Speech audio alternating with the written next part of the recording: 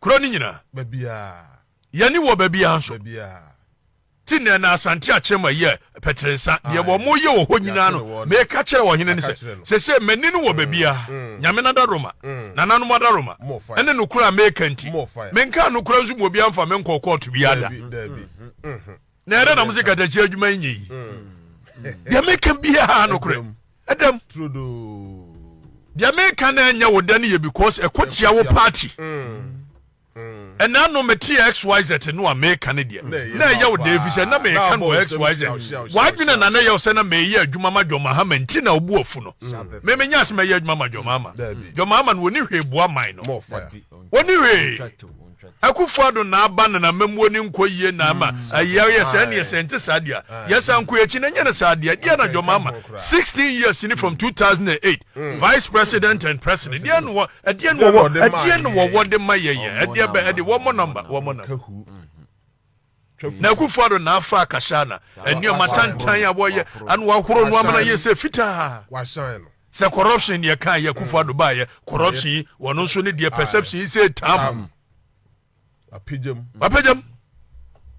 se family and friends and ye can say John Mahama ya family and friends no we ba ye no wono so ba be ye binti ama John Mahama ho ye fita e say John Mahama woni hwe ka wo dia no waka boro so a wo se we dia wo de woni hwe ka woni hwe mo man na so dia Akufo-Addo no wa be ye nti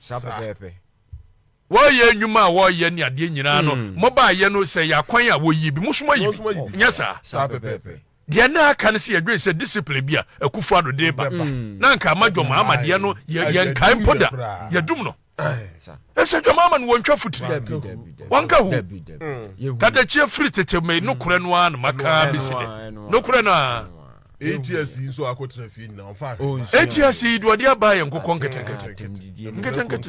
ane economy stupid na dia ba na fa he kusi no o kire busuam no o kire ze o da e kire mu beti no kure pa ne se kofi me ba ye no me se 9 years mu na kwa adwuma no me ye ne ye o na no kure na mo mpe kada chie no wa ye de yin se wo bie woni pa o ka no kure ntia o me no kure ntia me ba ya na me ka kire mu se John Mahama na memuo no de enkase wo mo number na akwaya se wo do ho tutu akwatia da bia wo ye tenten edidi ntia ye so John Mahama ne so bio ne se Akufo-Addo no ba ya ne adwen so wo be lefte memuo no de akwaya na memuo no nya break and mortar perception optics exactly etu betimi ya akwan ni nyina na niam ebu ho na wo ye mfa kwan mu mo number sapepepe Debbie wa ye John Pombo Magufuli Tanzania wo bai wo be kira kwan no 5 years wa mabosia da more fire wo mo hunu so wo ye niam akasi no mpe kwan bi su ku no sapepepe dem ka wada se sapepepe me so munya transmission no mo de ba ha no na be ma twitwitwe na jai e radioactive ye de ben e go bi one etimi no kura ntie o sapepepe no mo mpe masem yi na enu no Dennis Ajadwumo na meda na se more fire every one no na timi ka kire me se wo man wo interest driven economy na wo bia wo po asem bia ni interest ntin wo po asem and I know me works wise tinkrofo na ebogye so ni ade the same thing na me ba yi America na no panimu bia wo hia me wo se wo former boss de nti ko edu baabi no wo twetwe ne to ase ne se wo se wo committee John Mahama ho na XYZ afa ade chi ye wo committee wo nam kwa mu ko no na de ke kan John Mahama left right center wo XYZ so wo ko du meeting nanim agimi eti na no ne wo enya da ko na msisa ne am da na se freedom and I know me am a boss or no me ya adwuma ma no kwakute and they say wo biti ba bia ne ho te se ayi asento man wo se and so boss se ne ni nyi wadwuma ho dia anka resign ne wo se mpa se nioma sapepepe more fire didi me mate suku na nya no na chese katachie no wo ya adwuma mamanfo no e se me bra kwakute tu anu ma adwuma na me ka galamse asem na so wo se me nya na me se me nya ya pound for pound nya wadwene ne mu ha dia enka bibi ncho se me ya adwuma mamanfo no sapepepe yes sir sapepepe ohini the said pano so on sorry any pan is resign because the master catch it aya won se broiler won say ayi wo kodu ayi akokwa no won so otu na say wo did me matter ne hu more fire ne ho sam pass ne yoma wo didi me matem etie ho na we no wo die wa hesa de mudie no wa hesa ne ma yede mani waga ase de mani yede mani wagadugu edidi me matem se me boss se na ni nye madwuma na wase kwakuten se na ni ji madwuma wo kakra efisa waka kire me se minyai galamse no na me se minyai it is what na be too for say resign na ntiankyira Ghana fo bibi se katachie nya da mudie why sama ade no katachie no nya da mudie o anya no na hia me no kura ni na hia wo mu nimpa nso se me ka no kure me ka ya anyo wo mu de because me ka jo maama asem more fire adeba me baba tena ha kufu adu ni tiri koto da bia am ka kire no more fire wo mu so ani wo didi papa no na ni tiri na esua na no state yo yom ko ye sa ye dia amamu awu bu ne madwo ma manya akonya quantum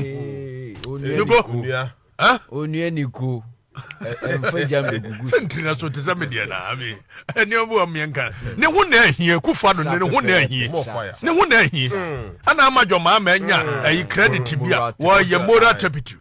na ka we ne ga abegina oba ya kwan de wajibi oba ye hospital no wasibi said no so si bi no suku no de wo ye fa ho se wo mabrante no akọ ayi suku ni free no ayi pa obi antimi nyim free mu exactly ayi wo ma de no mo frɛ ne sɛ ayi free SHS de o mbaka fa ho bia no ayi wa de o de ba ya ketenkete ne de ni nyina ya wo branch ade de ama wo sa na tie obi antimi nyim free se afa wie na mamu awubu no na akoye bibie wo ho na medimi nua kotena ha ana mama na ambassador ana wo ye de ben na discipline nim no obi aye de ope na party chairman begina TV so no yi ngodugu ana ehye manfo no abufu na national security ni so woto won wo ye de ben yo asomanimi ana me de no na woto no wo ye de wo ye na ekosi sei aniama se wo national security coordinator wadwuma no se wo teatea wo mo se ensemfunu no mo hihye nwura mu ho de munyai na aban no nya akono mo ye nneoma na ye de be mo ye free SHS na ye de be aye de be tell them aye de be free SHS na ye de be agobi na corruption nso corruption wa ye de bom se ene wo nua no kura bi ho a mo ni position dem wo mo te se prime minister wo ben amba mo ni ye de eja bia nso asabu be hunu ngusie na eja wase eye bola se e de be no sa afom se kadachie nka no kure na menka no kure na no mkohia former general secretary ye John Bodu na ye ti meeting bi mu odi nkomo ni ade me nua Kwame speaker ni na nanim ni John Bodu mebo ni di me kokan ba bia ye ti meeting ni mu no wo ye se ne kadachie de ye dia no me hwe nanim ka chen se wo dia no wo ba ye no taku sempo amanya bi menya bi menya bi mabaji obi bibi 8 years ni obi sese mabaji ni bibi dia wo mra meka wo mse na no me chief of staff no man 5000 mo bobo adam na chief of staff 5000 me be ye dia dia me chanu ofia ha kura ne ade ne bebre etimi dia me no kura ne se ade an nya odi o ye odi no kura na meka no kura the kwana wuyi na nkomo dan anka dan so dia se wo kwana dia kire o se ka wo dia kakra wo wadwa wa mo se ani abrante ne ka se o ayi mama wo to mada wo mo so se mo fa video ni audio chese chese wadwene ni mu ha no wa ma abrante bi ti ba bi hye ne an wo de wadwene di agoro sa odi di agoro ayi no kura se mama ta to hotels e Dubai and anu yantia na kum ayi sa ayi ba ku ye fa se ni minister ya yeso wakofa 6 million hotel dia ben dia ba ayi friends ba ku ye no nusa meboa nusa fuseni mboa wanu amboa anya no kure me na mkofa bai won go to ni ayi apartment wa Dubai me na mkofa bai me na mkoka na anya jo mama penso na no minister wonya scan way won ko to no way afa ye kasa musisa sika ko to nyama wo aye Dubai ni anya musi mu ya timutu bi na hwiama no muntie bi da mukoko apai e de ba no na fe yanse katachie no abiza katachie no de wo ka no kura wo na mese dia no maka no kura mu ha nya no kura momfa bi nto na menka bi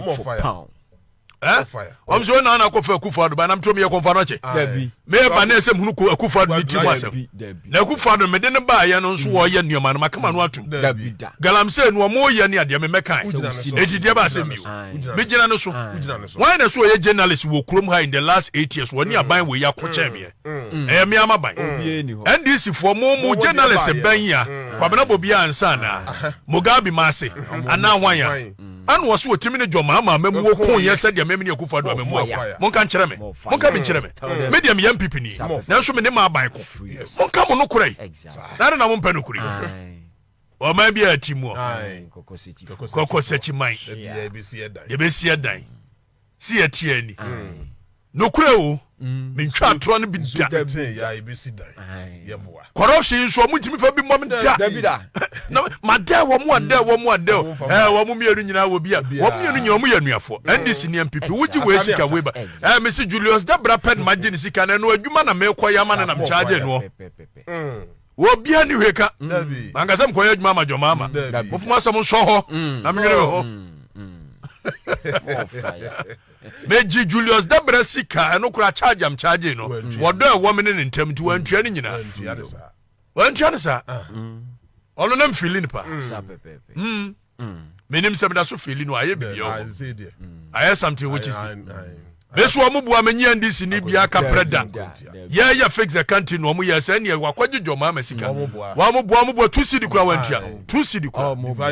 divide and root taxes omo bua Akufo-Addo amamu e ba ye de wosema ba ne hosema ba ba gini sika se me koye bibi ne bra be kan gumani mu ase kira manfo asa fire we wa mu ye waso ani ni nua na bi die wo hia no na Kobuachi ko ba na wo didie na wo ko up and down ye nwuma na wo nya sika me hia Kobuachi a kamenya ndey ene wo beba fia wo de ma me so anu so nche so akama no atu da bida na jekura mecha mamrantie street ni benya bi agba ne nkrofo benya bi am so make pipi sa na ye no sa anu nche so akama no atu Samia Okutuwe wonim na no sika wo ma 50,000 sem fa nko ya de ni wo wie ye lotteries for asamba ye me de pempem wo left right center me fa ho I'm telling you me de pempem wo left right center na wo no we na ye de no kura ye no kura ana unua na ye won kasa me hu bi asoko wo me fa ho be no kura pe me ntwa troda me no kurenti me dinsia ma ngu kofi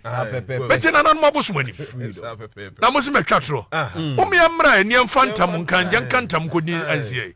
wo mo bo mo di ma adwe di agoro wate ye di nso nyina beka I'm not like them me ni mo nka ho bi me nya me magi obi asika me ju sika kura me abeka na ehye wo mu no no